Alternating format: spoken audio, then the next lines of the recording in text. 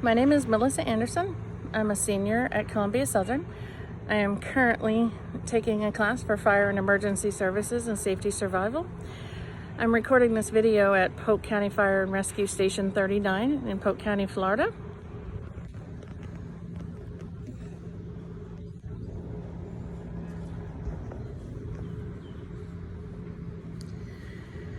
This video is an informal grant proposal to address minimum staffing for the emergency personnel here in Polk County Fire and Rescue.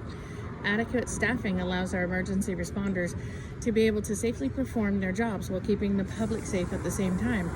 We are currently a year into a worldwide pandemic, so you can only imagine the staffing nightmares I'm sure these selfless Polk County employees are having to endure. These emergency services employees of Polk County put their own safety on the line to help our community. They are paid, however, they are not required to join the Fire and Rescue Service. They do so because they want to help people, and they're doing an amazing job.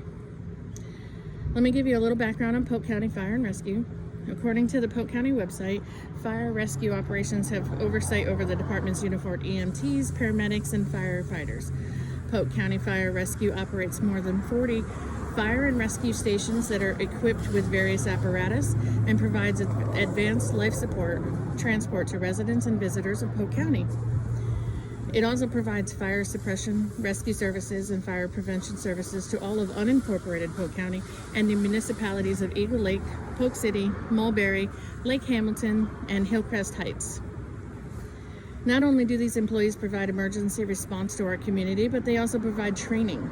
Polk County Fire and Rescue public education officers provide Polk residents training classes on topics that include fire safety, severe weather awareness, disaster preparedness, and emergency 911. Through training, the education officers help all ages and demographics recognize fire hazards and the necessary safety precautions needed to minimize injury and property damage.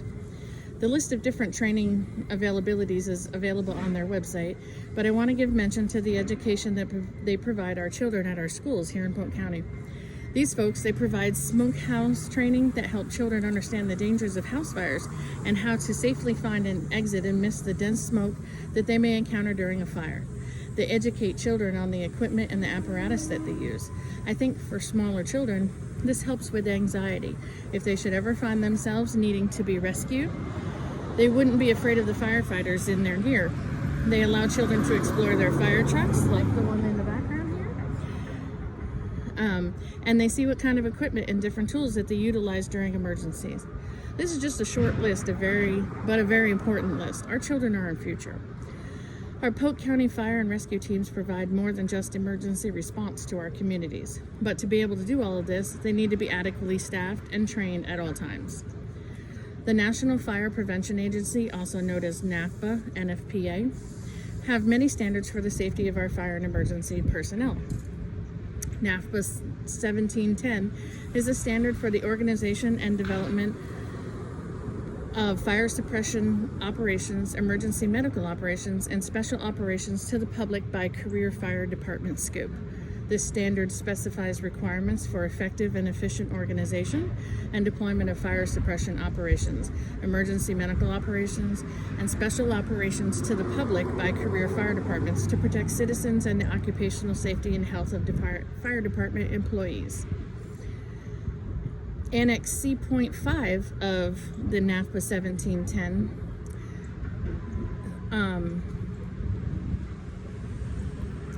for fire personnel and C6.3 for medical personnel of NAFPA 1710 gives a minimum staffing requirements depending on the call type.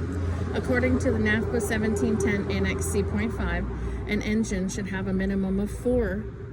A high volume geographic restricted area call should have a minimum of 5. Tactical hazard dense urban areas should have a minimum of 6, and a truck should have a minimum of 4.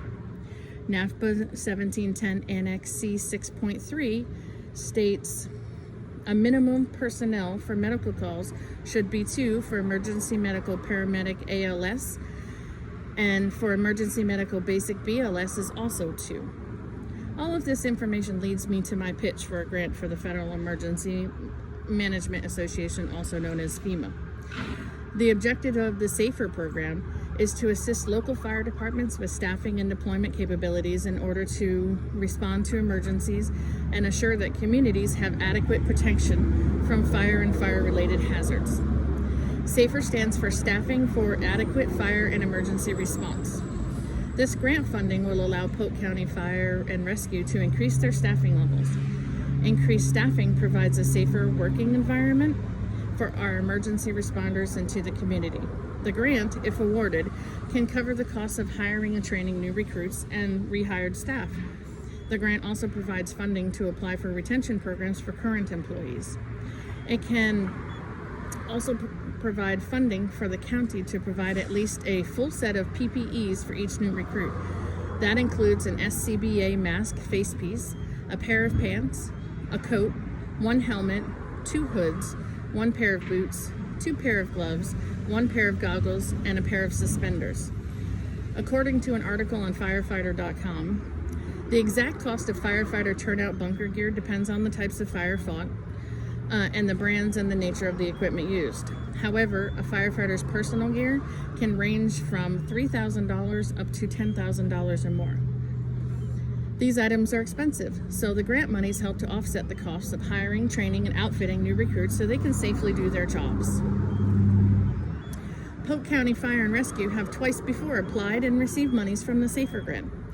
According to FEMA's website, in 2015 they received $1,444,482, and in 2017, $1,826 from the SAFER grant.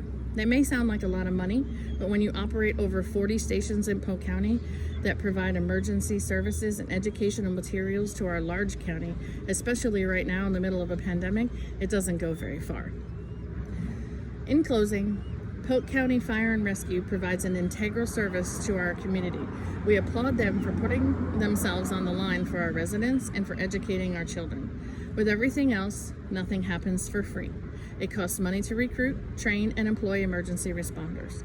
This grant will help to offset the costs of hiring to keep our emergency responders safe while on calls, providing life-sustaining services to our residents and visitors.